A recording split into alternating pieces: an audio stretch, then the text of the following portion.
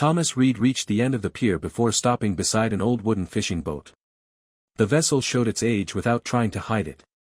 Its paint had faded beneath decades of saltwater and harsh winters. The ropes had been replaced many times, yet the knots still reflected the habits of someone who had spent a lifetime working on the ocean. Thomas placed the toolbox on the dock and carefully adjusted one of the loose mooring lines. His movements were slow but confident. Some routines remained unchanged no matter how many years passed. Emily stood several yards away. The leather satchel felt unexpectedly heavy in her hands. For 2 days she had imagined this meeting. Now words seemed inadequate. She slowly approached. Thomas noticed her footsteps and turned. His eyes carried the quiet curiosity of someone accustomed to strangers asking for directions or local recommendations. Emily introduced herself. She explained that she had come from Portland after sorting through her late grandmother's belongings. The name Margaret Harper changed everything. Thomas remained completely still. For several seconds he neither spoke nor looked away. It was not surprise that crossed his face. It was recognition. Not of Emily. Of a memory that had waited patiently for more than half a century. The harbor around them continued its ordinary afternoon. Tourists laughed nearby. Seagulls circled above the water. Fishing boats drifted gently with the tide. Yet for Thomas, the world had become strangely quiet. Emily carefully opened the satchel. Inside rested dozens of neatly tied bundles of letters. Each still wrapped in faded blue ribbon. Thomas looked at them without reaching forward. His hands remained motionless beside the toolbox. Emily explained that none of the letters had ever been mailed. They had remained hidden in her grandmother's attic until after the funeral. She had believed they belonged to him. Thomas finally lifted one bundle. His fingers trembled slightly as they touched the familiar handwriting. He did not open a single envelope. Instead, he carefully traced Margaret's name with his thumb as though confirming it truly existed. Years had weathered his hands. The handwriting had not. After a long silence, he gently closed the satchel.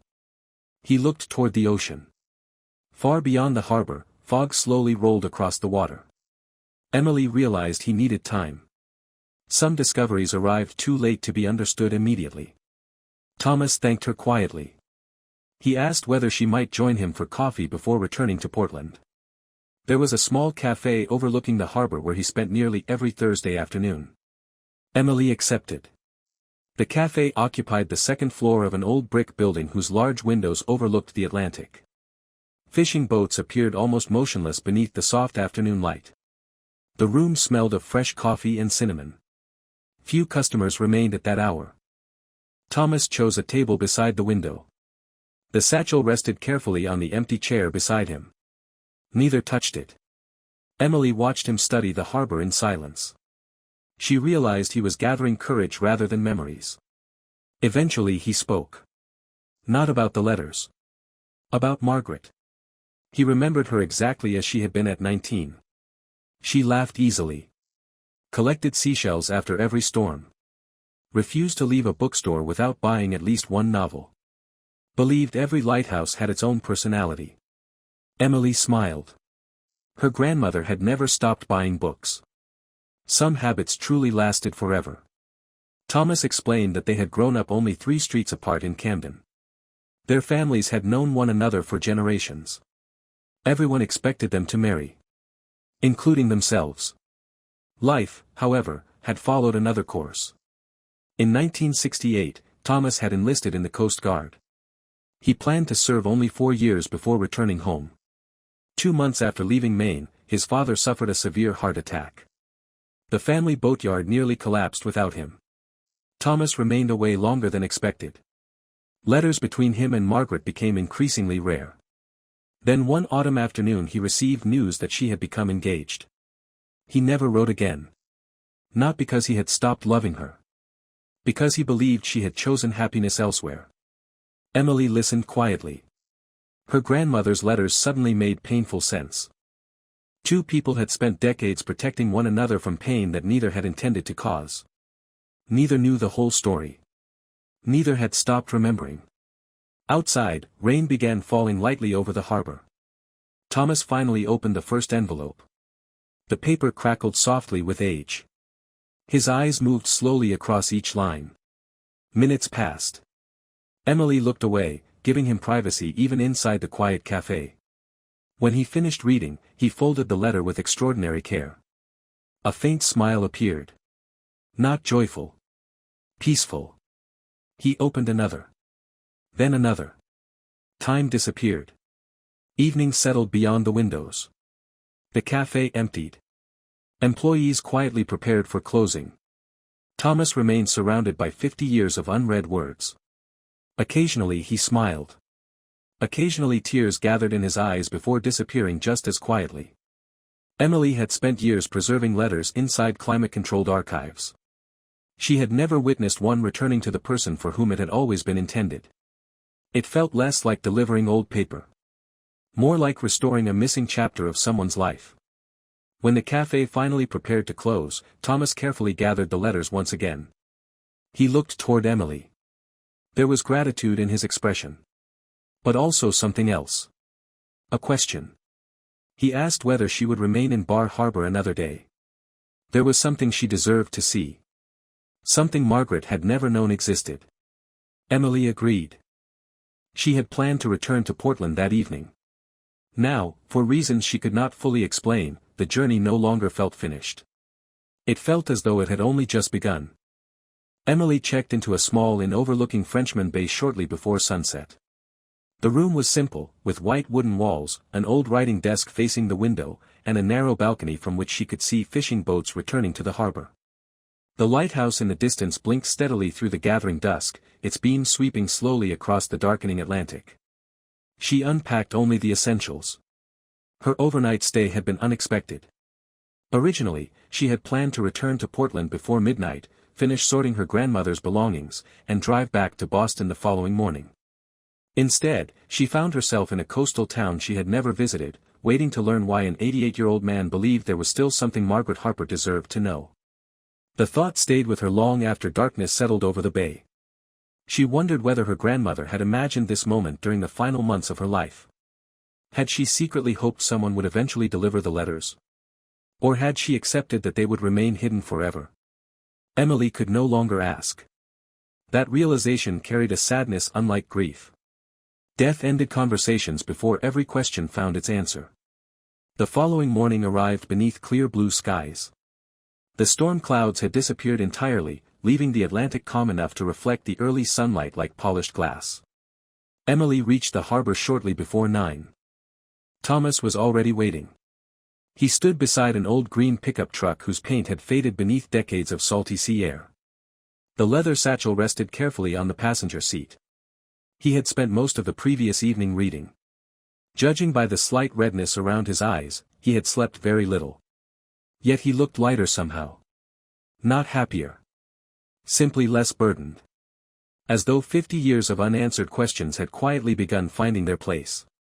Without explanation, Thomas invited Emily to join him for a drive. The road left Bar Harbor behind, winding north through dense pine forests and small fishing villages where colorful lobster traps stood stacked beside weathered docks. The Atlantic appeared and disappeared beyond the trees. Neither hurried to speak. Silence had become comfortable between them. After nearly 40 minutes, Thomas turned onto a narrow gravel road almost hidden by overgrown bushes. The truck moved slowly beneath tall spruce trees before finally stopping beside an open field overlooking the ocean. Only one small building stood there. It was an old boatyard. Time had nearly erased it. The wooden workshop leaned slightly toward the water. Several fishing boats rested beneath protective covers. Rusted tools hung neatly along faded walls. The entire place looked as though it had refused to surrender despite years of neglect. Thomas switched off the engine. This, he finally said quietly, was supposed to be our future. Emily looked around without fully understanding. Thomas walked toward the workshop. Inside, sunlight entered through cracked windows, illuminating countless particles of dust floating through the warm air. Against the far wall stood a beautifully crafted wooden sailboat.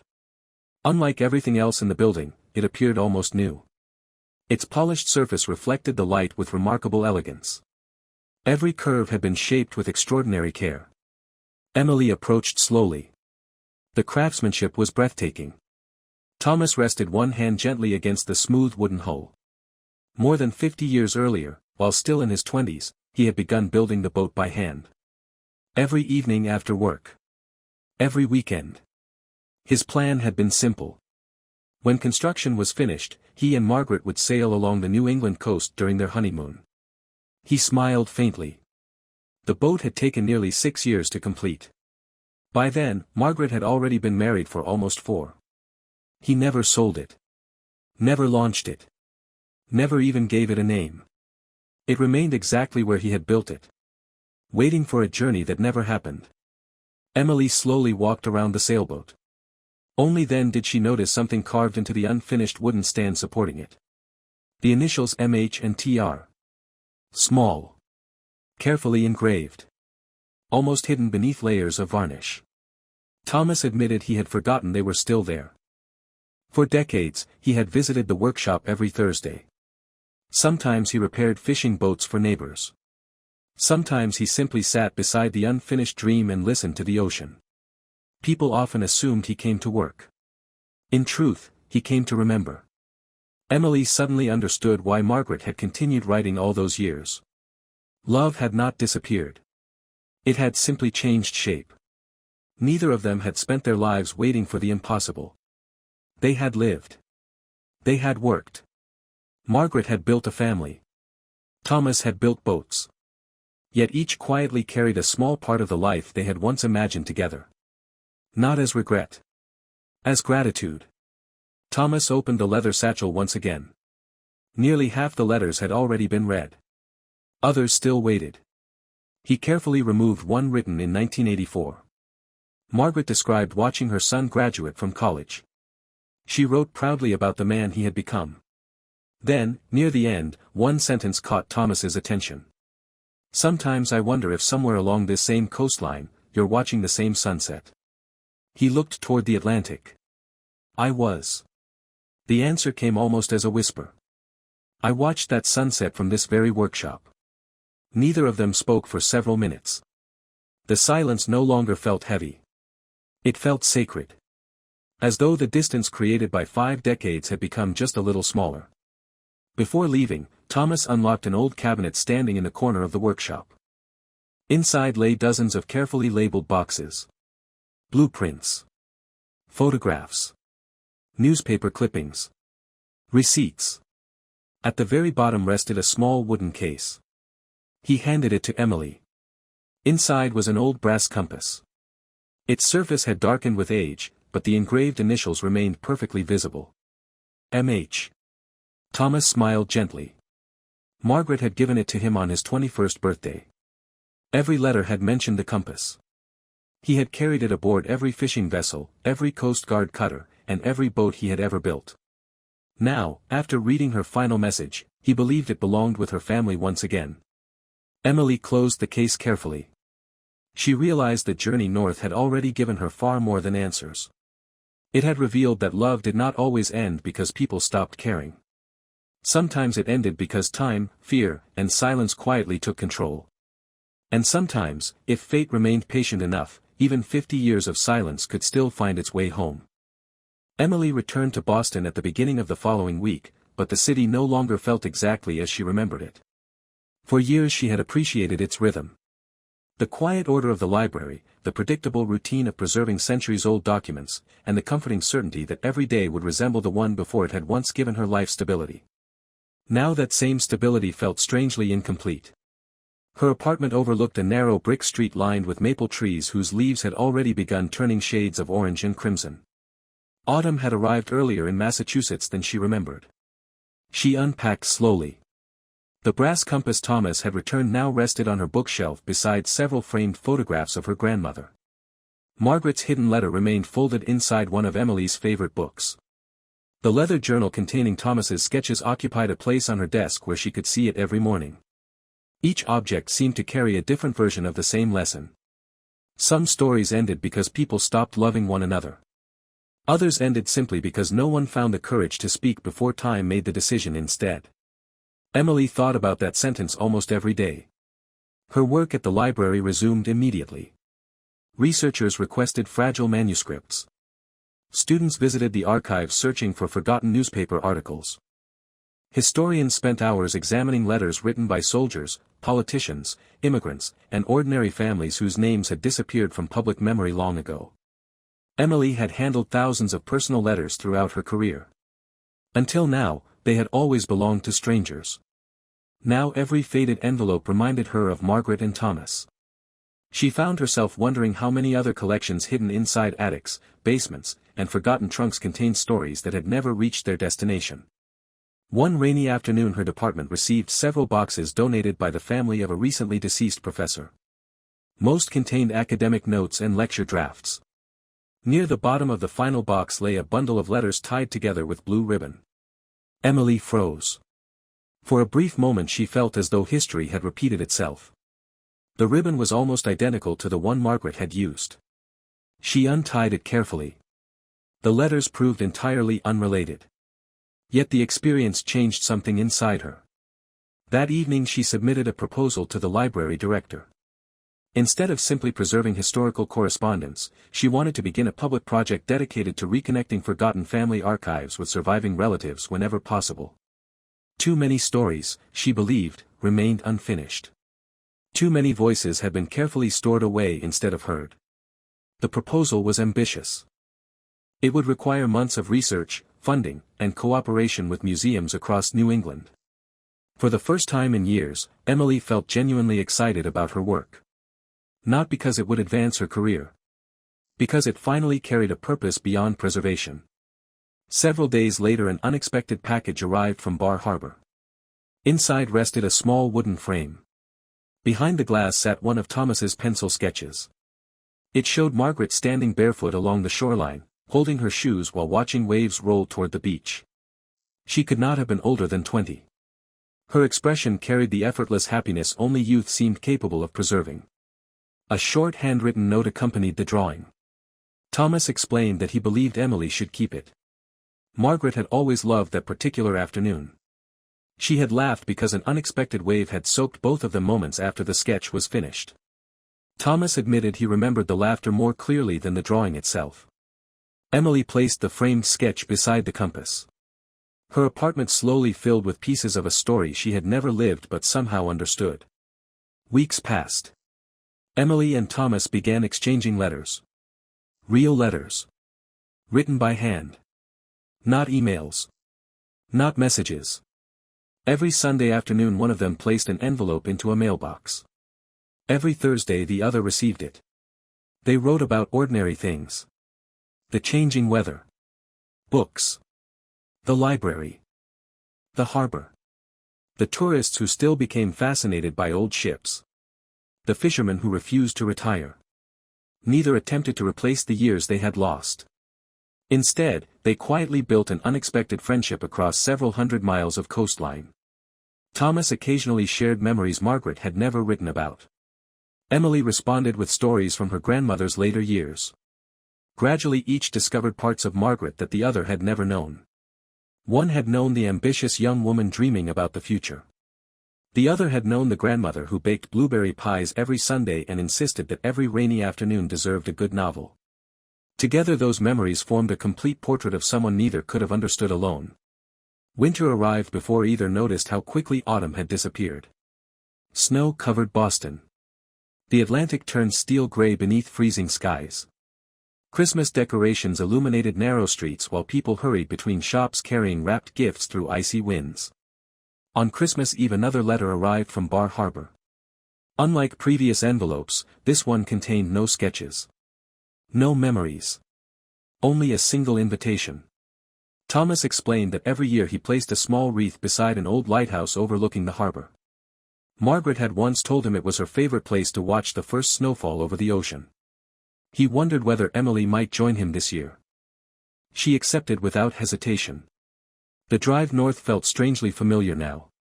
The coastline no longer seemed unknown. Small fishing villages greeted her like places she had somehow always recognized. Bar Harbor welcomed winter quietly. The harbor had emptied. Most tourist shops had closed until spring. Snow rested lightly upon wooden docks. The ocean remained restless beneath cold December skies. Thomas waited beside the lighthouse carrying two simple evergreen wreaths. Together they walked toward the rocky shoreline where powerful waves crashed against dark granite cliffs. The wind carried the unmistakable scent of salt and pine. Neither hurried. The wreath Thomas carried was gently placed beside a weathered stone overlooking the sea. No name appeared there. No dates. Only a simple bronze plaque installed years earlier by the local historical society. It honored generations of Coast Guard volunteers who had rescued sailors during dangerous winter storms. Thomas quietly explained that Margaret had loved this place because it reminded her that hope often arrived through people willing to risk everything for strangers. Emily looked toward the endless Atlantic. The lighthouse beam swept slowly across the water as evening approached. She suddenly understood something her grandmother had never written. Love did not always survive because circumstances were kind. Sometimes it survived simply because memory refused to let it disappear. Standing beside Thomas beneath the first snow of winter, Emily realized she had unknowingly inherited far more than a box of forgotten letters. She had inherited the responsibility to remind people that unfinished stories deserved endings. Even if those endings arrived 50 years late. Emily slept very little that night. The letters remained spread across the dining room table exactly where she had left them. Moonlight entered through the old bay windows, illuminating hundreds of envelopes that had spent decades waiting for a destination they never reached. She had spent her entire professional life preserving history. Now history was asking something of her. By sunrise, she had already made a decision. She would find Thomas Reed. Whether he wanted the letters or not would be his choice. Delivering them would be hers. The following morning, Emily carried the entire collection to the small study her grandmother had once used as a reading room. Shelves lined every wall, filled with novels, travel journals, and family albums. She carefully arranged the letters in chronological order. As an archivist, organization came naturally. Patterns began appearing almost immediately. The earliest letters spoke of hope. Margaret believed Thomas would eventually return to Maine. She described changes in the town, neighbors who asked about him, and long walks along the harbor where they had once planned their future together. The middle years felt different. Hope slowly transformed into acceptance. Margaret wrote about marriage. About becoming a mother. About raising Emily's own father. She never hid her happiness. Yet every letter contained one constant. She continued writing to Thomas as though speaking to someone who still occupied a quiet corner of her heart. The final years carried a peaceful tone. There was no regret. Only gratitude for memories that had survived time. Emily admired her grandmother even more after reading them. Margaret had loved twice in one lifetime. Not equally. Not at the same time. But honestly. The realization felt strangely comforting rather than tragic. Love, she thought, was rarely as simple as stories preferred to describe. By noon, Emily opened her laptop. Finding someone after 50 years would not be easy. Thomas Reed was hardly an uncommon name. Hundreds appeared in online directories across the country. Most were far too young. Many had already passed away. Hours slipped by while she searched through public records, newspaper archives, and genealogy websites. Nothing connected directly to her grandmother. Then she noticed an old newspaper article from nearly 15 years earlier. The article described the restoration of a historic lighthouse near Bar Harbor. Among the volunteers was a retired shipbuilder named Thomas Reed. Age, 83. Originally from Camden, Maine. Camden. Margaret had mentioned Camden repeatedly throughout her letters. Emily leaned closer to the screen. Could it really be him? The article included a photograph. An elderly man stood beside the restored lighthouse wearing a weathered navy jacket. His white hair moved gently in the coastal wind. His face carried deep lines carved by decades spent outdoors. His eyes looked calm. Almost familiar. Emily searched further. The local historical society still listed him as an honorary member. No address appeared online. Only the name of a small maritime museum where he occasionally volunteered. Bar Harbor lay almost 3 hours north of Portland. Close enough to reach before evening. She closed the laptop. Her decision came instantly. The letters had waited more than 50 years. They could wait one day less. By early afternoon, Emily packed a small overnight bag, placed the bundles of letters inside a sturdy leather satchel, and locked her grandmother's house behind her. The drive north followed the Atlantic coastline. Fishing villages appeared one after another, connected by narrow highways winding through forests of pine and spruce. The ocean remained visible almost the entire journey. Gray waves crashed endlessly against rocky cliffs. Lighthouses stood like silent guardians above the shoreline. Margaret had loved this coast. Emily suddenly understood why. Everything here seemed untouched by hurry. Late in the afternoon she reached Bar Harbor. The town buzzed quietly with tourists exploring cafes, bookstores, and seafood restaurants overlooking the harbor. Fishing boats rocked gently beneath wooden docks. Seagulls circled overhead. The Maritime Museum occupied a restored 19th-century warehouse near the waterfront. Its brick walls still carried traces of salt left by decades of ocean storms. Emily stepped inside. The building smelled faintly of old wood and sea air. Ship models filled glass display cases.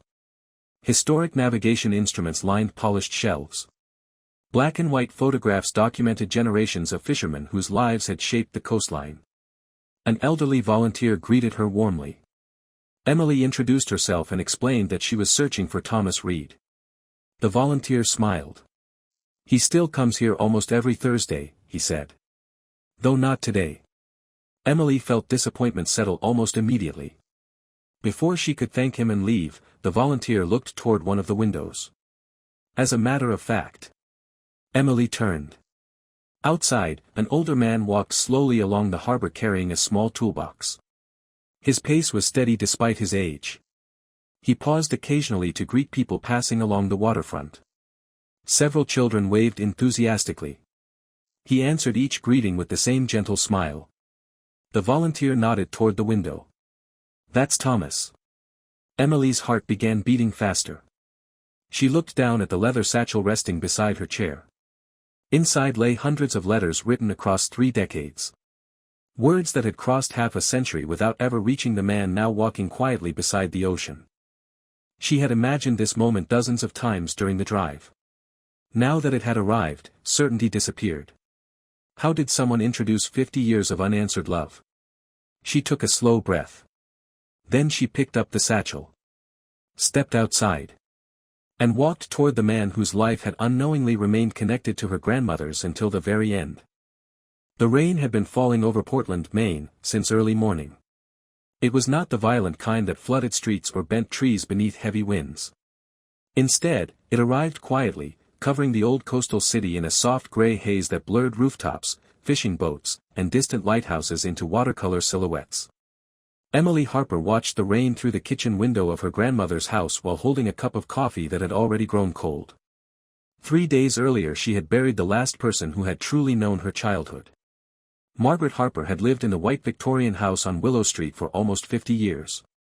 Every room carried traces of her life. Books filled every shelf. Framed family photographs lined the hallway walls. The scent of lavender still lingered inside the old wooden furniture. The house did not feel abandoned. It felt as though its owner had simply stepped outside for a moment. Emily was 31 years old.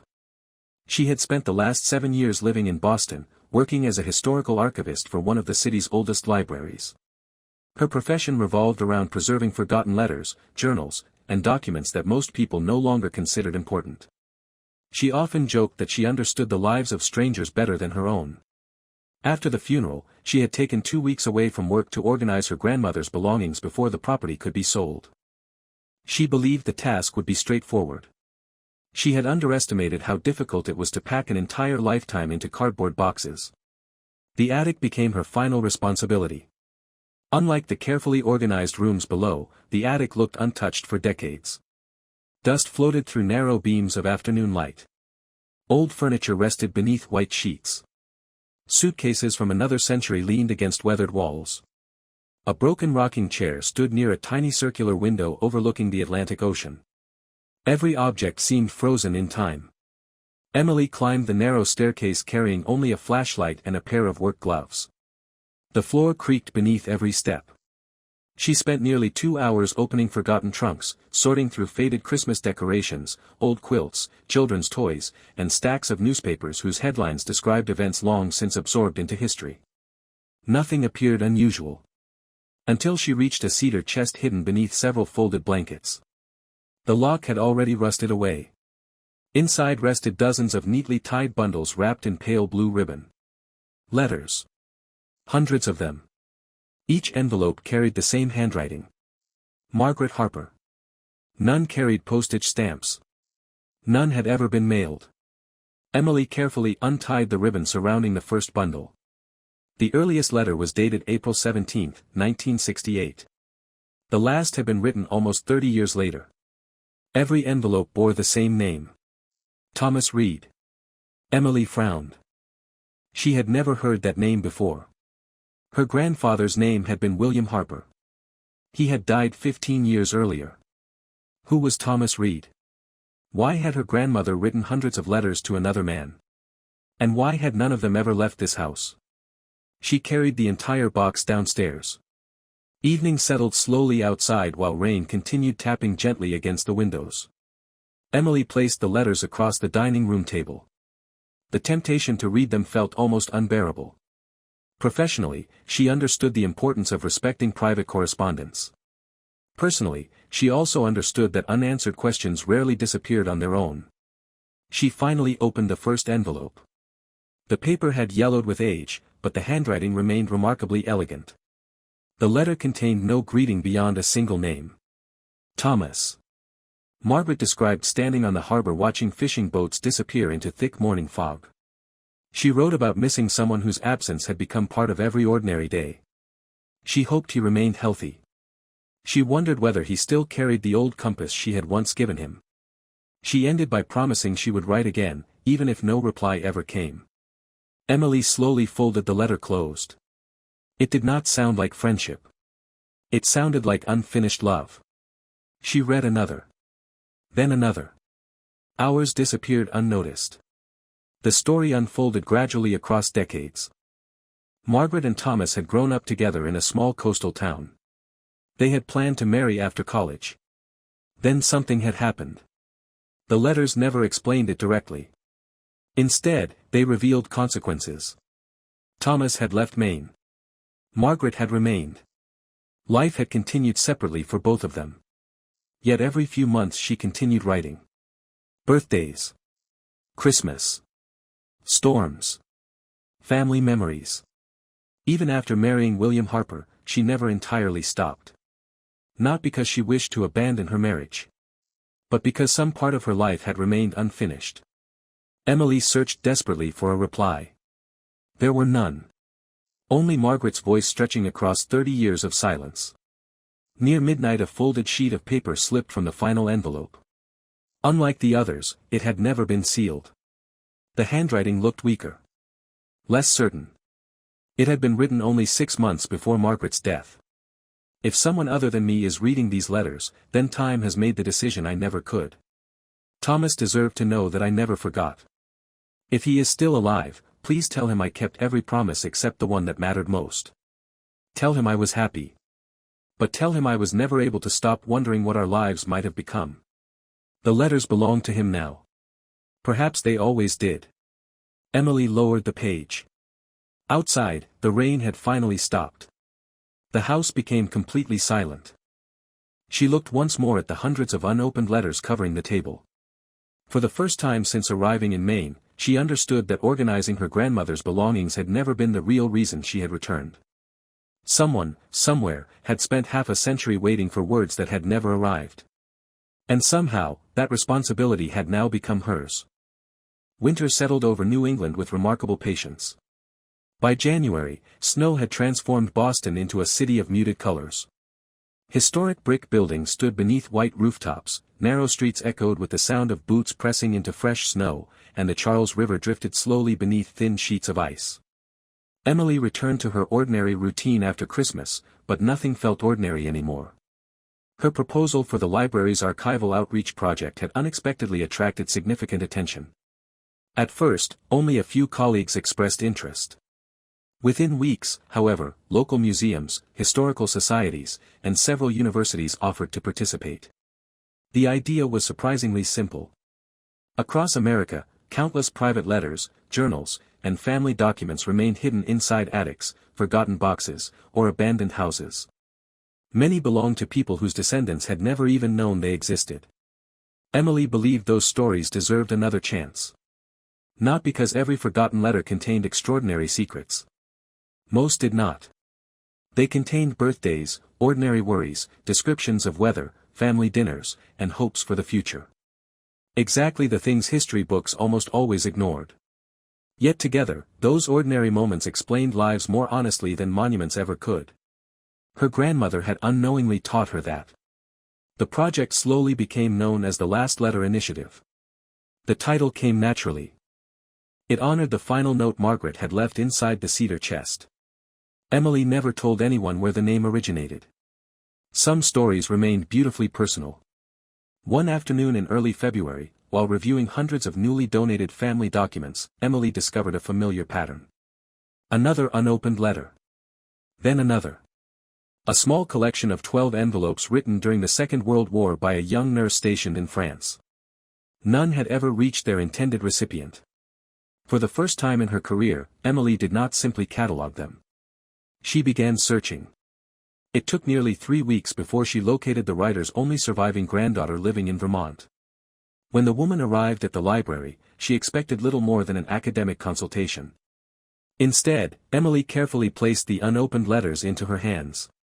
The granddaughter cried before opening the very first envelope. Watching the reunion from a respectful distance, Emily realized something profound. History was not preserved inside museums. It continued living every time forgotten memories found their way home. That evening she wrote a long letter to Thomas describing everything that had happened. His reply arrived 6 days later.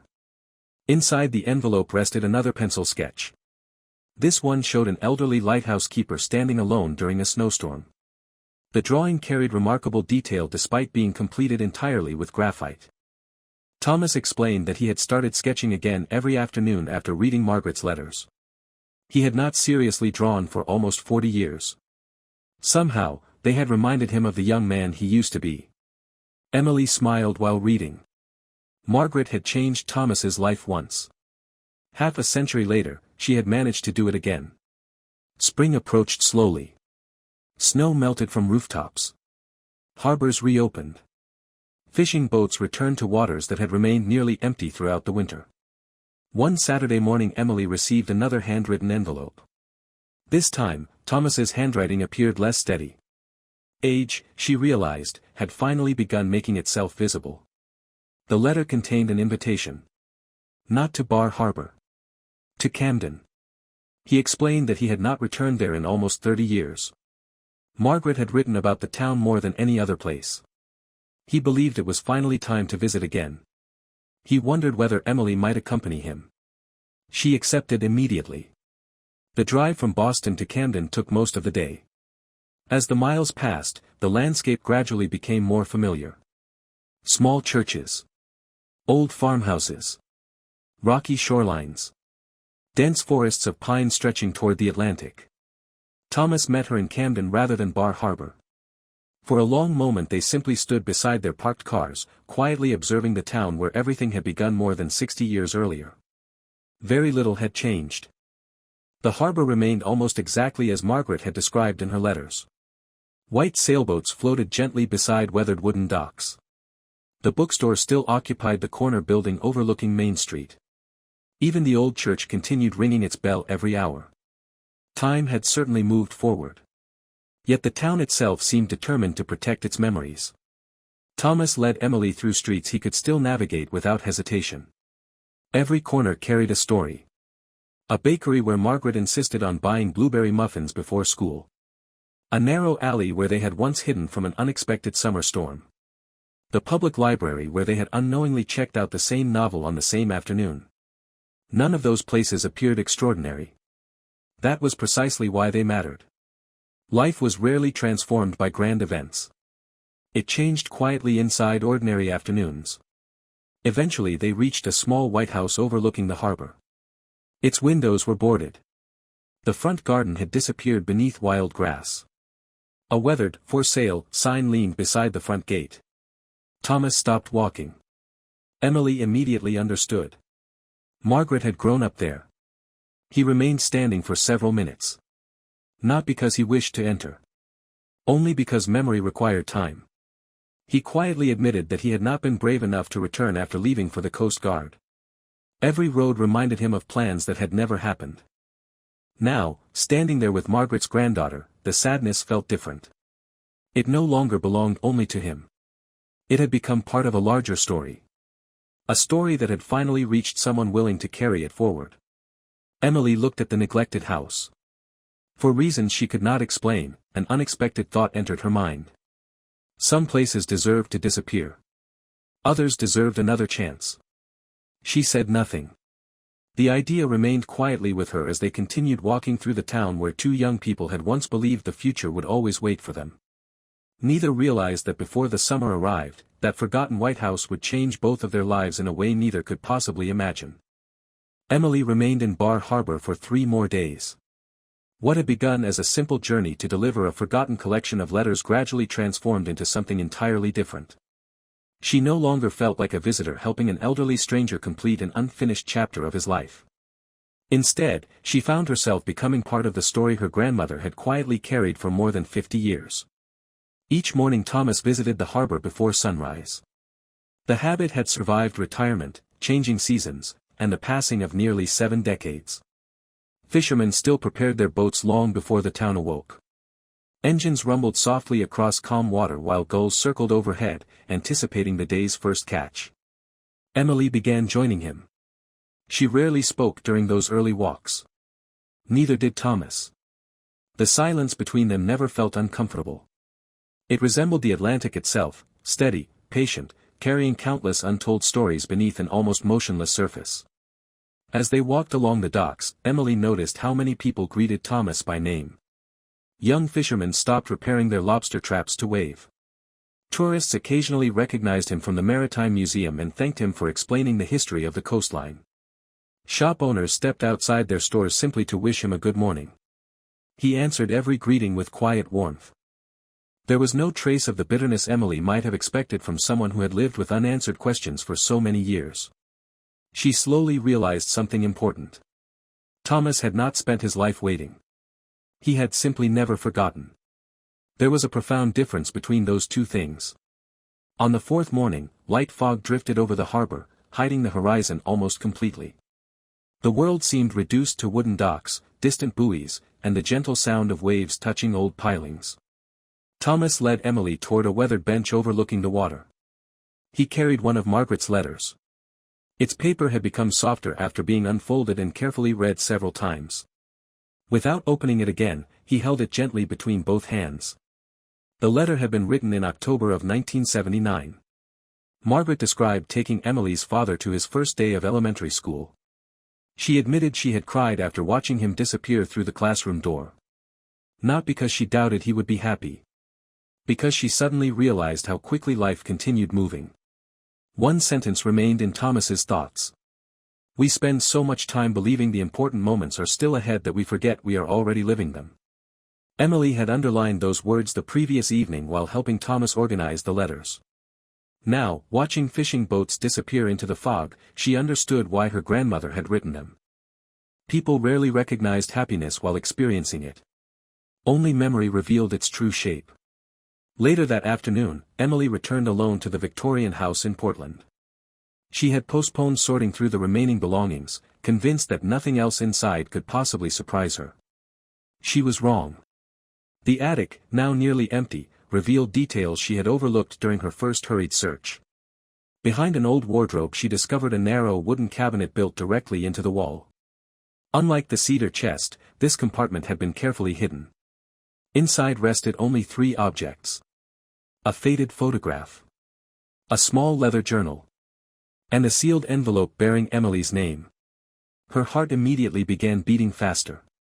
The handwriting belonged unmistakably to Margaret. Emily carried everything downstairs before opening the envelope. The letter inside had been written only weeks before her grandmother entered hospice care. Its contents were short. Margaret explained that if Emily had found a hidden compartment, then she had almost certainly found the letters as well. She apologized for leaving such a responsibility behind. Then she revealed something Emily had never expected. Thomas had tried to find her. Not once. Several times. The first attempt occurred only 2 years after Margaret's wedding. Another came nearly 20 years later. The final attempt happened shortly after Emily was born. Each time, circumstances prevented them from meeting again.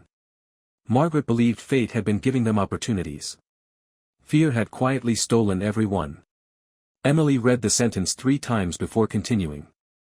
If you are reading this, then perhaps your generation will be braver than mine. She slowly folded the letter. The words remained with her long after sunset. Braver. Her grandmother had not regretted loving Thomas. She had regretted allowing silence to become stronger than love. Emily suddenly found herself wondering whether the lesson had been intended only for the past. Or for her own future as well. She looked toward the leather journal resting beside the envelope. Unlike the hundreds of letters, it had no ribbon. No label. Only worn brown leather polished smooth by decades of careful handling. She opened the first page. Instead of diary entries, she found sketches. Beautiful pencil drawings of the Maine coastline. Lighthouses.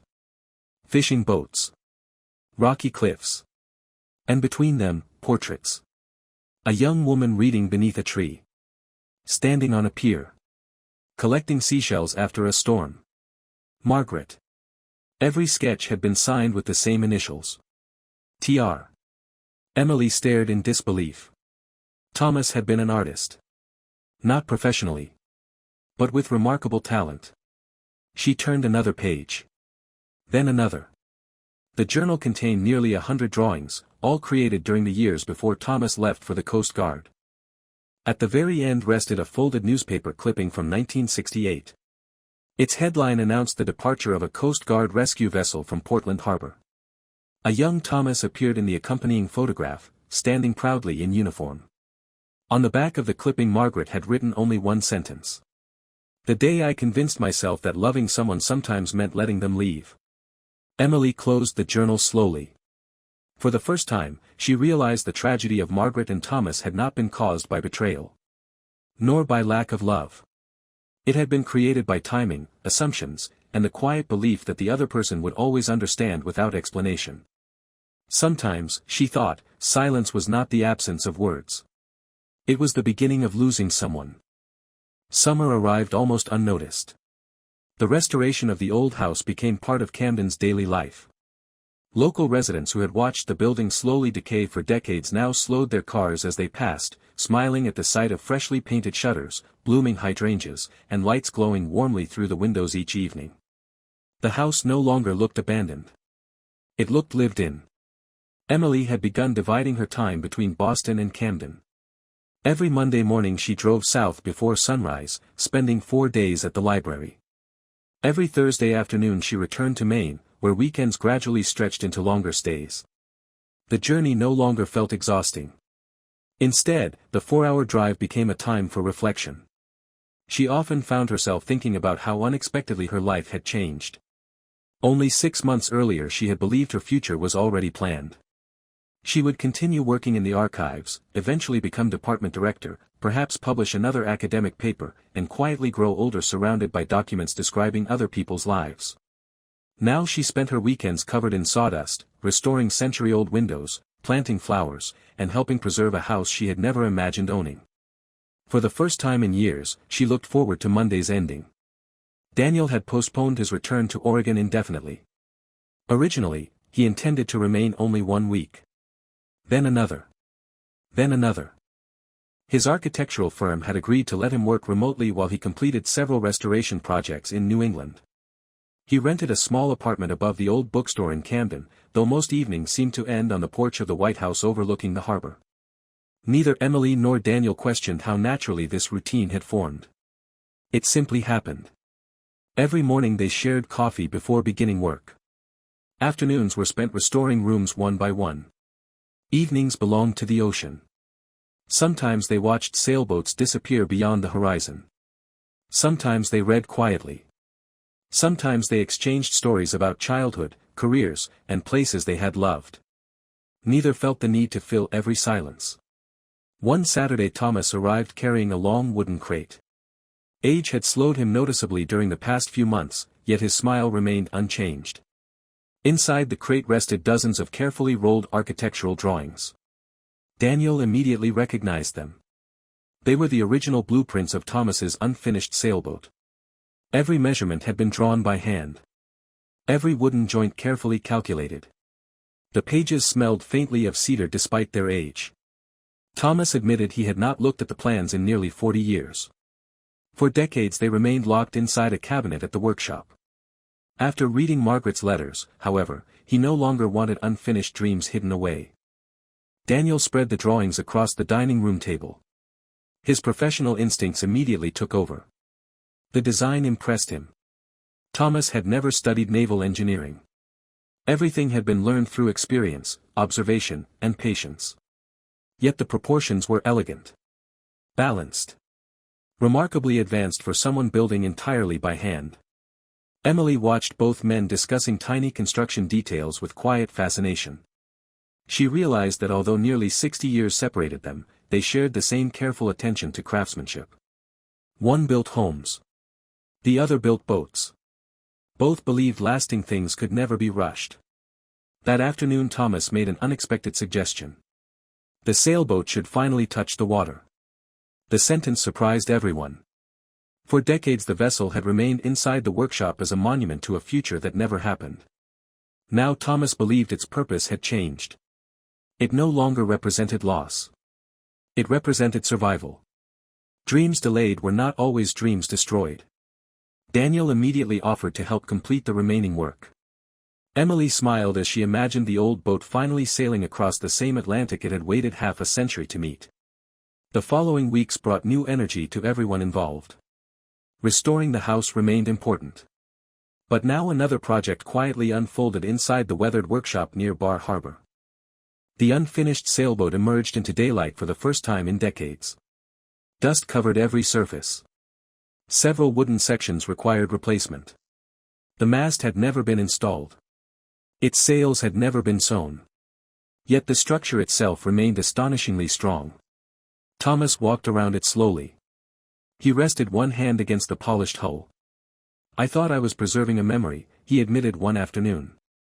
"But perhaps I was simply waiting for the right time." Emily thought about those words long after they returned to Camden. Waiting. The previous generation had spent too much of their lives waiting. Waiting for better circumstances. Waiting for certainty.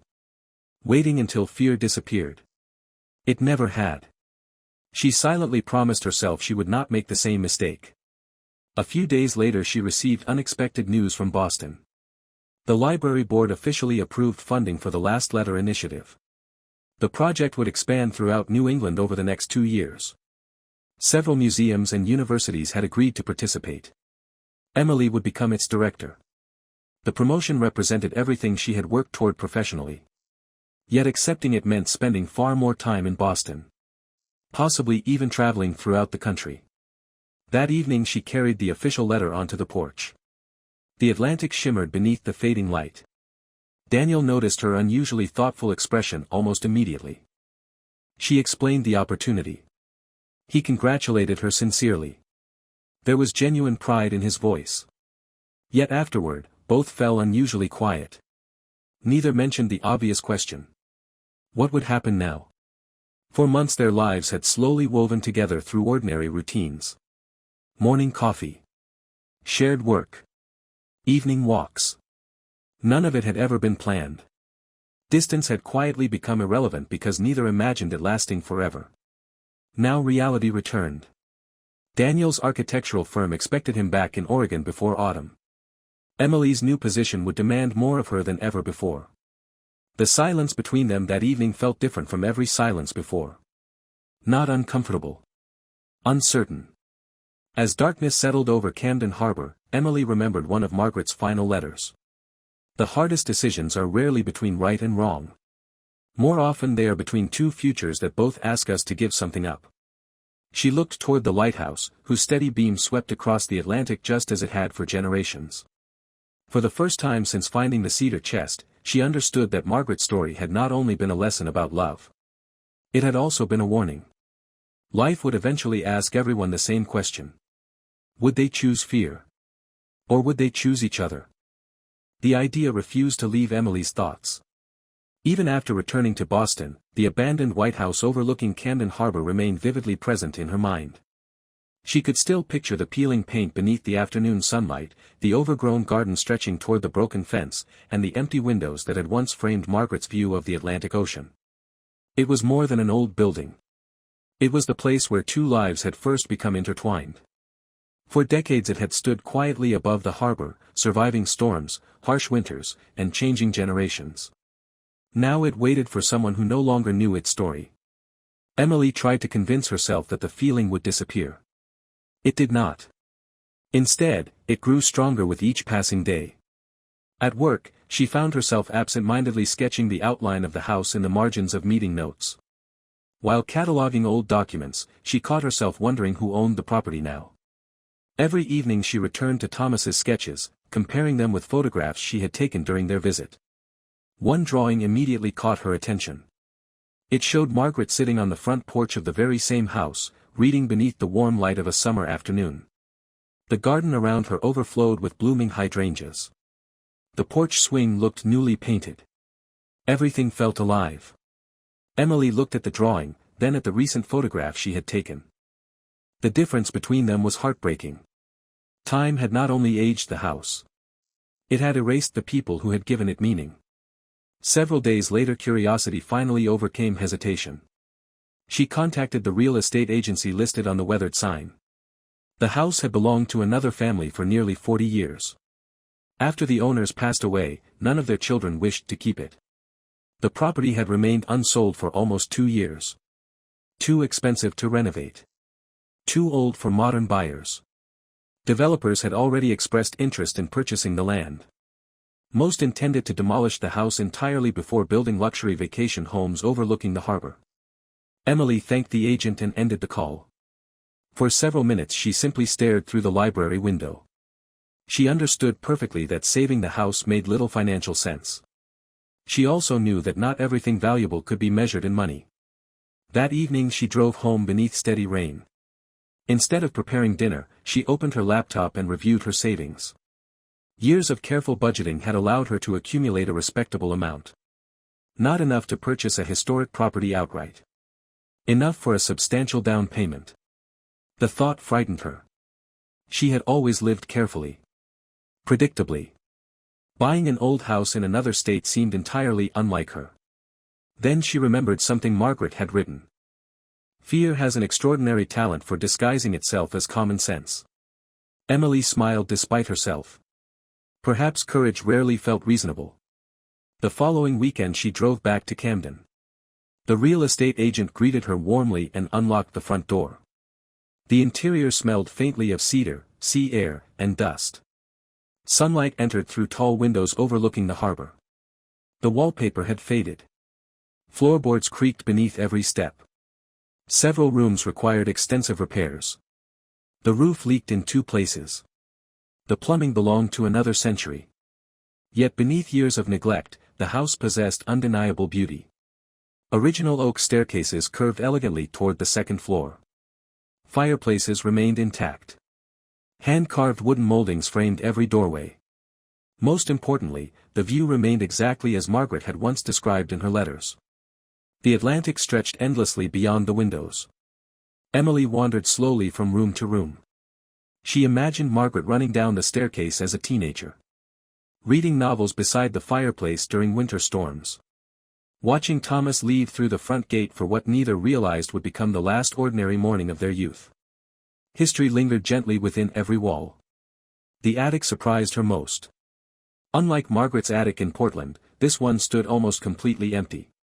Only a single rocking chair remained near the window overlooking the sea. Emily walked toward it. The afternoon sunlight illuminated tiny particles of dust drifting lazily through the quiet room. She sat down.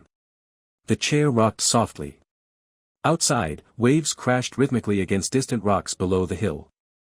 For the first time in months, complete stillness surrounded her. No deadlines. No archive requests. No unanswered questions. Only the sound of the ocean. She suddenly understood why Margaret had continued writing all those years. Certain places never truly released the people who loved them. When Emily finally left the house, the real estate agent waited patiently beside the front porch. He asked whether she wished to think about the purchase. She did. But not for long. 3 days later she submitted an offer. Thomas knew nothing about it. She intentionally remained silent. Not because she wished to surprise him. Because she needed to understand her own reasons first. Was she buying a house? Or trying to preserve a memory that had never belonged to her? The answer arrived unexpectedly several weeks later. Her offer had been accepted. The previous owner's family admitted they were relieved. Developers had continued increasing their bids. They preferred selling the house to someone who actually wanted to restore it rather than erase it. Emily signed the documents with trembling hands. For the first time in her life, she owned a home. Not in Boston. Not where logic suggested. But in the small coastal town where 2 unfinished lives had quietly shaped her own. She called Thomas the following evening. Rather than explain everything over the phone, she simply invited him to Camden the following Saturday. He agreed without hesitation. Saturday morning arrived beneath bright spring sunshine. Wildflowers had begun appearing along the roadsides. The harbor shimmered beneath calm blue skies. Thomas parked beside the familiar White House, believing Emily simply wished to visit once more. He looked toward the porch. Something seemed different. Fresh flowers stood beside the entrance. The broken front gate had been repaired. The old "For Sale" sign had disappeared. Confused, he slowly walked toward the front steps. Emily waited there, holding a small ring of brass keys. Without saying a word, she placed them gently into Thomas's weathered hand. Understanding arrived almost immediately. His eyes moved from the keys to the house.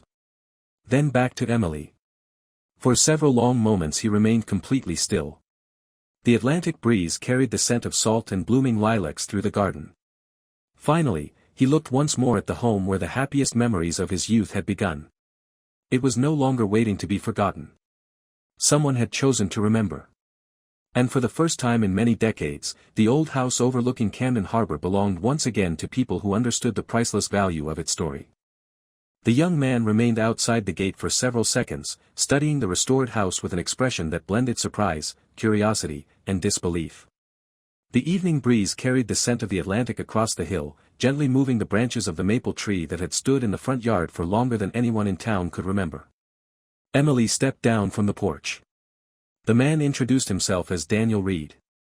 The surname immediately caught her attention. Thomas had once mentioned having only one close relative left, his grandson. Although they had exchanged dozens of handwritten letters over the past several months, Thomas rarely spoke about his family.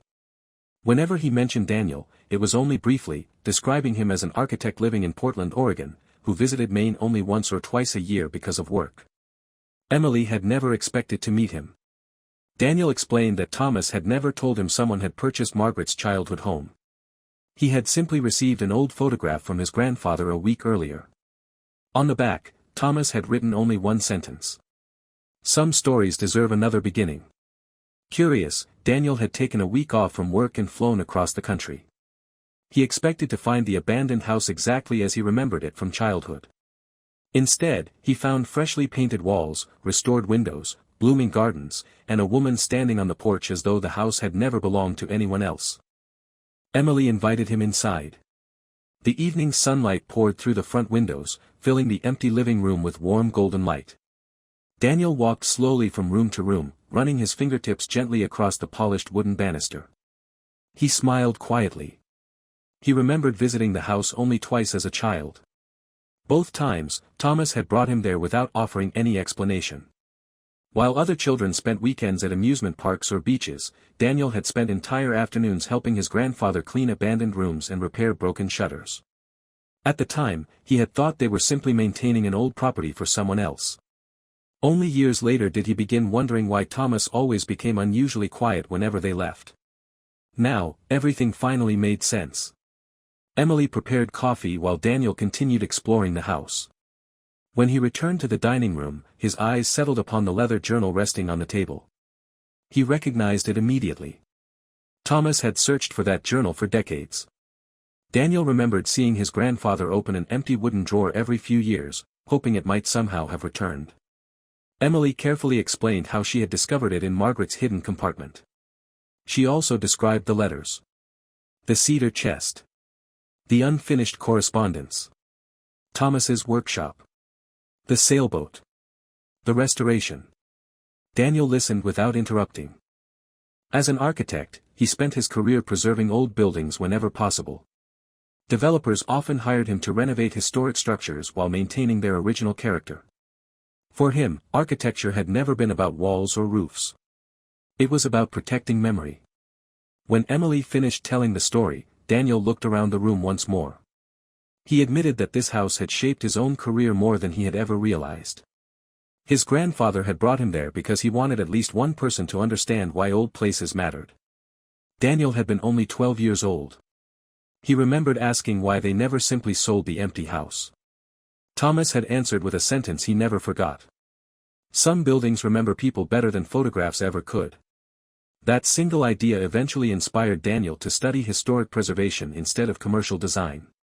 Emily smiled. She realized neither of them had inherited Margaret and Thomas's story by accident. Each had been quietly influenced by it long before discovering the truth. Outside, darkness gradually settled across Camden Harbor. Lights appeared one by one aboard fishing boats returning home after sunset. The old church bell echoed softly through the evening air. Neither Emily nor Daniel seemed eager to end the conversation. They discovered unexpected similarities. Both preferred quiet places over crowded cities. Both loved old bookstores. Both believed handwritten letters carried something no digital message could ever replace. Most importantly, both understood that preserving history was never truly about the past. It was about giving the future something worth remembering. The following morning Daniel asked whether he might stay in Camden for several days. Emily welcomed the company. There was still much work remaining. Several upstairs rooms required restoration, and the old carriage house behind the property stood dangerously close to collapse. Daniel immediately began drawing renovation plans. Unlike modern contractors, he insisted upon preserving every original detail that could still be saved. Over the next week, they worked side by side. Some days involved sanding weathered floorboards. Others were spent cataloging furniture donated by neighbors who remembered the house from decades earlier. Each evening they watched the sunset from the porch overlooking the Atlantic. Without realizing it, a comfortable rhythm began forming between them. Neither attempted to impress the other. Neither hurried conversation. Long silences became natural. Shared work replaced unnecessary words. Emily noticed how carefully Daniel approached every decision. He never removed damaged wood without first considering whether it could be repaired. He often paused before altering anything, asking himself what the original builder might have intended more than a century earlier. She admired that patience. Daniel, in turn, admired Emily's extraordinary attention to detail. She remembered every story connected to every object inside the house. Nothing became merely furniture or decoration. Everything possessed a history. One rainy afternoon they opened several old trunks discovered beneath the staircase. Inside rested dishes, blankets, children's books, and dozens of family photographs. Among them Emily found an image she had never seen before. It showed a young Margaret standing beside Thomas during a community picnic. The photograph had clearly been taken by someone standing farther away. Neither of them faced the camera. Instead, they were looking at each other while laughing. Neither seemed aware they were being photographed. Daniel studied the picture carefully. "It doesn't look posed," he observed quietly. Emily nodded. "It looks real." She slipped the photograph into a protective archival sleeve. For reasons she could not explain, it became her favorite image of them. Not because it captured romance. Because it captured ordinary happiness. The kind people rarely realize they are living until many years later. By the end of the week, Daniel's original return flight to Oregon had come and gone. He postponed it without hesitation. Some projects, he realized, deserved more time than a schedule allowed. Standing together on the restored front porch one evening, watching the lighthouse far across the bay begin its nightly rhythm, neither Emily nor Daniel understood that another story had already begun quietly unfolding. Unlike Margaret and Thomas, however, they still had something the previous generation had lost. Time. The days that followed seemed almost untouched by time. Neither Emily nor Daniel spoke about the decisions waiting beyond the end of summer. Instead, they continued restoring the old house, finishing small projects that somehow felt more important than discussing the future. The porch received its final coat of white paint. The upstairs bedrooms were furnished with carefully restored antiques collected from estate sales throughout Maine. The neglected garden slowly transformed into one of the most beautiful properties overlooking Camden Harbor. Hydrangeas bloomed in shades of blue and violet. Wild roses climbed the old wooden fence. The maple tree in the front yard, now fully dressed in deep green leaves, cast a wide circle of shade across the lawn every afternoon. Neighbors often stopped by carrying homemade pies or fresh vegetables from their gardens. Children rode bicycles along the quiet street, slowing down to admire the house they had watched slowly return to life over the past several months. To everyone else, it was simply another historic home being restored. Only Emily, Daniel, and Thomas understood that they were rebuilding far more than walls. One Saturday morning Thomas invited them back to the workshop outside Bar Harbor. The sailboat had changed dramatically. Its mast finally stood upright against the summer sky. Fresh varnish reflected sunlight like polished amber. New sails, sewn by volunteers from the local sailing club, rested neatly folded inside the cabin. For the first time since the late 1960s, the vessel looked complete. Thomas walked around it in silence. He remembered every board. Every nail. Every mistake he had corrected as a young man believing he was building the beginning of a new life. Now, nearly 60 years later, that same boat represented something entirely different. Not what had been lost, but what had endured. Daniel examined the hull carefully. Only a few final adjustments remained before the boat could safely enter the water. Thomas smiled. He admitted he had imagined this moment thousands of times over the years. In every version of the future, however, Margaret had always stood beside him. Reality had written a different ending. Surprisingly, it no longer felt unfair. Some dreams changed shape without losing their meaning. That afternoon they drove to a quiet beach just north of Bar Harbor. The shoreline stretched for nearly a mile, bordered by smooth granite cliffs and dense pine forests. Few tourists knew about the place. Thomas explained that he and Margaret had often come there after school. It was where she collected seashells for the scrapbook Emily had found in the attic. While Daniel photographed the coastline for future restoration sketches, Emily wandered alone along the water. Small waves rolled gently across wet sand. The Atlantic shimmered beneath bright July sunlight. She found herself thinking less about the past than about everything still waiting ahead. Margaret and Thomas had spent decades wondering what might have happened. Emily refused to build a life around the same question. She stopped beside a tide pool where tiny crabs moved between smooth stones. Life, she realized, never paused long enough for certainty. Every important choice carried risk. Waiting only guaranteed that time would eventually decide instead. Behind her, Daniel quietly approached. Neither spoke. They simply watched the ocean together. The silence no longer carried uncertainty. It carried understanding. Over the following weeks, preparations for launching the sailboat occupied nearly every weekend. Local newspapers learned about the restoration. A journalist from Portland visited the workshop to interview Thomas. The resulting article appeared beneath the headline. "A boat built for yesterday finally meets tomorrow." The story spread throughout coastal Maine. Residents from neighboring towns offered assistance. Retired shipbuilders inspected the rigging. Experienced sailors volunteered to accompany the maiden voyage. Even the Maritime Museum announced plans to document the launch as part of its local history collection.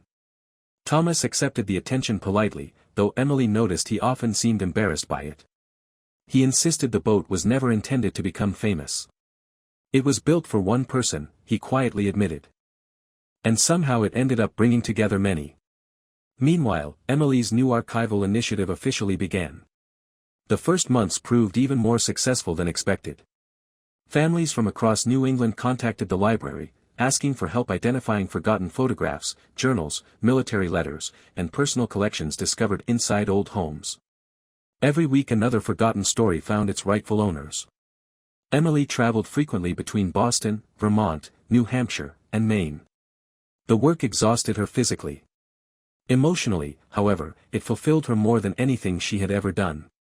Each reunion reminded her why she had accepted the responsibility hidden inside her grandmother's attic. Late one evening, after returning from a conference in Hartford, Emily stopped in Camden before driving to Boston. The house stood peacefully beneath a sky filled with stars.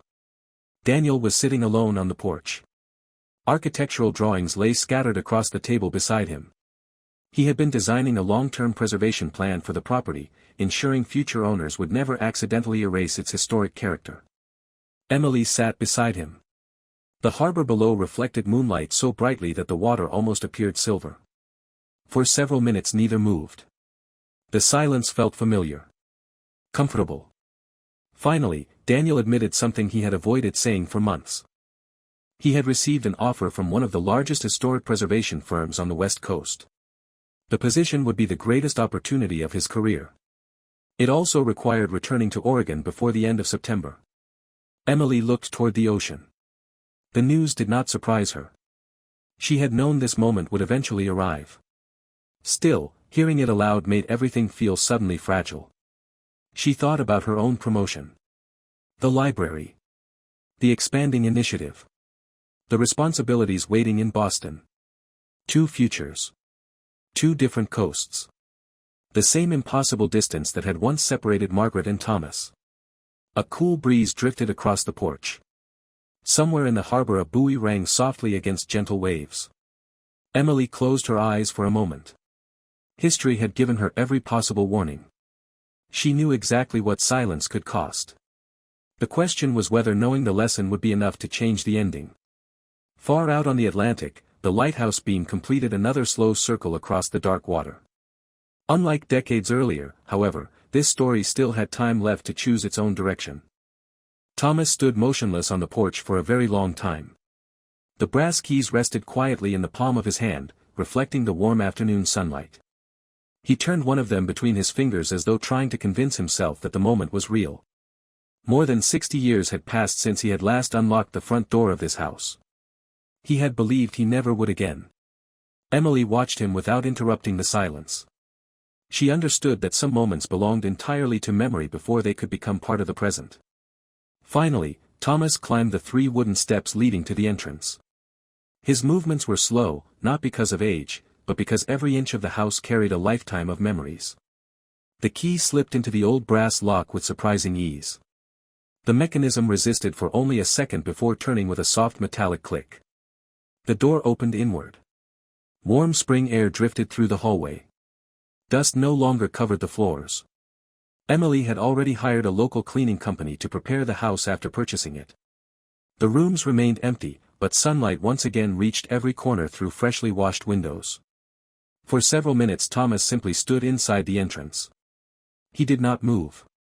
His eyes wandered slowly across the staircase, the fireplace, the tall windows overlooking the harbor. Nothing had changed. Everything had changed. He remembered arriving there every Saturday afternoon carrying fresh bread from the bakery. Margaret would already be waiting on the porch with 2 cups of lemonade. They would spend hours reading, walking along the shoreline, or planning journeys they believed the future would surely allow them to take. Youth had convinced them that time was endless. Age had taught them otherwise. Emily quietly explored the 2nd floor while Thomas remained downstairs. She wanted him to have those first moments alone. The bedrooms were empty except for built-in wardrobes and several pieces of antique furniture left behind by the previous owners. One room overlooked the harbor. Another faced the old church whose bell still echoed across Camden every hour. At the end of the hallway she discovered a small room beneath the sloping roof. It contained only one object. A narrow bookshelf built directly into the wall. Curiosity drew her closer. Most of the shelves stood empty. Only a single book remained.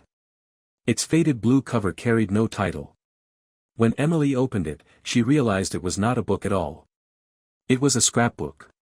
Inside rested newspaper clippings, pressed flowers, handwritten recipes, postcards, and photographs dating back nearly 70 years. The earliest pages belonged unmistakably to Margaret. School certificates. Dance tickets. A dried four-leaf clover carefully taped between two sheets of paper. One photograph immediately caught Emily's attention. Margaret and Thomas stood beside the harbor wearing graduation gowns. They were laughing so naturally that neither appeared aware of the camera. Someone had written beneath the photograph in neat handwriting. The beginning of everything. Emily carefully carried the scrapbook downstairs. Thomas recognized it immediately. He smiled before she reached the final step. Margaret had created it during their final year of high school. They had filled it together. After he left for Coast Guard training, he assumed it had been lost forever. He gently turned each page. The scrapbook contained no great historical events. Only ordinary life. Movie tickets. Receipts from a small diner. Pressed autumn leaves collected during long walks. A menu from a restaurant where they had celebrated Thomas's acceptance into the Coast Guard. Small things. The kind people usually throw away without thinking. Yet together they preserved an entire season of two young lives. Emily realized that memories rarely survived because they were extraordinary. They survived because someone had cared enough to keep them. Over the following weeks, the house slowly came back to life. Emily spent nearly every weekend in Camden. She hired local craftsmen rather than construction companies. Old windows were restored instead of replaced. Original wooden floors were carefully refinished. The porch swing returned after Thomas located one almost identical to the original at a nearby antique shop. Neighbors began introducing themselves. Many remembered Margaret's parents. Others remembered Thomas helping repair fishing boats decades earlier. The restoration soon became a topic throughout the town. People were relieved that the historic home would remain standing. Some even volunteered. A retired carpenter repaired damaged stair railings without charging for his labor. A local gardener arrived one Saturday carrying dozens of hydrangea plants. She explained that Margaret's mother had once given her the first flowers for her own garden many years earlier. She wanted to return the kindness. Slowly, the neglected yard filled with color once again. Emily had never intended to build a community. Yet one quietly formed around the house. One afternoon, while sorting through donated furniture stored in the basement, Emily found another small surprise. Behind an old cabinet rested a weathered wooden box. Unlike the cedar chest in Portland, this one contained no letters. Instead, it held dozens of rolls of undeveloped film. Each carefully labeled with dates from the late 1960s. Thomas examined them closely. His expression softened. Margaret had borrowed a camera from the local newspaper during one summer and photographed almost everything around town. The film had never been developed. Emily carefully packed the fragile rolls. A specialist in Boston might still be able to recover the images despite their age. The possibility filled both of them with quiet excitement. Perhaps the past still held memories no one had ever seen. As May gradually turned into June, the restored house began looking remarkably similar to the one Thomas remembered. Fresh white paint reflected the afternoon sun. Blue shutters framed every window. Hydrangeas bloomed beneath the porch. For the first time in decades, laughter could occasionally be heard drifting from the open windows toward the harbor. Visitors sometimes stopped outside simply to admire the transformation. Few understood they were witnessing much more than a renovation. They were watching an unfinished story slowly finding its ending. One evening, after another long day of work, Emily remained alone on the porch watching the sun disappear beyond the Atlantic. Thomas had already returned to Bar Harbor. The town had become unusually quiet. Golden light spread across the water while sailboats drifted toward the marina before nightfall. She thought about everything that had happened since opening an old cedar chest in her grandmother's attic. Only a few months had passed. Yet her entire life had quietly changed direction. She had inherited a house she had never expected to own. A friendship she had never expected to find. A purpose she had never imagined. Still, she could not escape the feeling that the story was leading somewhere beyond Margaret and Thomas. As the final rays of sunlight disappeared below the horizon, a young man stopped outside the front gate. He appeared to be in his mid-30s. A leather satchel rested over one shoulder, and a rolled collection of architectural drawings protruded slightly from it. He looked at the restored house with obvious surprise before glancing down at an old photograph in his hand. For several long moments, he compared the photograph to the house standing before him. Then he looked toward Emily. Recognition appeared in his eyes despite the fact that they had never met. He slowly approached the gate. Emily stood, sensing that another forgotten chapter of the past was quietly about to reveal itself. September arrived quietly. The first cool mornings carried the unmistakable scent of autumn across the Maine coastline. The maple tree in front of the White House had begun changing color, its highest branches glowing with shades of gold and crimson. Fishing boats left the harbor beneath pale pink skies, while evenings arrived noticeably earlier with each passing week. Everything felt beautiful. Everything felt temporary. Emily and Daniel never avoided the truth. They simply postponed it. Every passing day brought them closer to two departures. Daniel's flight to Oregon had already been rescheduled twice. His architectural firm remained patient, but patience would not last forever. Emily's responsibilities in Boston continued growing. The Last Letter initiative had expanded beyond New England. Museums from other states had begun requesting partnerships. Her calendar filled months in advance. Neither career was something either of them wished to abandon. Neither relationship was something either wished to lose. One evening they sat together on the porch after another long day spent preparing the sailboat for its launch. The Atlantic stretched endlessly before them. Emily remembered Margaret's words. Fear has an extraordinary talent for disguising itself as common sense. For nearly half a century Margaret and Thomas had believed they were making sensible decisions. They had protected each other. Respected each other's lives. Avoided causing pain. Only years later did they understand that silence had hurt far more than honesty ever could. Emily refused to repeat that mistake. The following morning she drove to Boston. Instead of going directly to the library, she requested a meeting with the board overseeing the Last Letter initiative. Her proposal surprised everyone. Rather than operating permanently from Boston, she suggested establishing the project's headquarters in Camden. The restored Harper House could become both an archive and a public center dedicated to preserving family history. Researchers could work remotely. Traveling exhibitions could continue exactly as planned. Modern technology made location far less important than it had once been. The board requested several days to consider the proposal. Emily left the meeting feeling strangely calm. For the first time in months she had chosen action instead of uncertainty. Meanwhile, Daniel flew to Portland, Oregon, for what he believed would be a short business trip. His firm expected him to sign a contract for a prestigious restoration project involving several historic theaters across the Pacific Northwest. The opportunity promised international recognition. A salary beyond anything he had previously imagined. His colleagues congratulated him before the meeting had even begun. Yet throughout the presentation his thoughts remained thousands of miles away. He found himself sketching the outline of a lighthouse instead of reviewing blueprints. The realization came quietly. He had spent his career restoring old buildings. Without noticing, one old house overlooking Camden Harbor had restored him. 3 days later he boarded another flight. Not to celebrate his promotion. To return to Maine. On the final Saturday of September, nearly the entire town gathered beside the small boatyard outside Bar Harbor. Word of the sailboat's launch had spread throughout the coast. Families arrived carrying folding chairs. Children climbed onto their parents' shoulders for a better view. Former Coast Guard volunteers stood together near the shoreline wearing old Navy jackets. Journalists adjusted cameras. The Maritime Museum prepared to document the event. The boat shimmered beneath the autumn sun. Fresh varnish reflected the water surrounding it.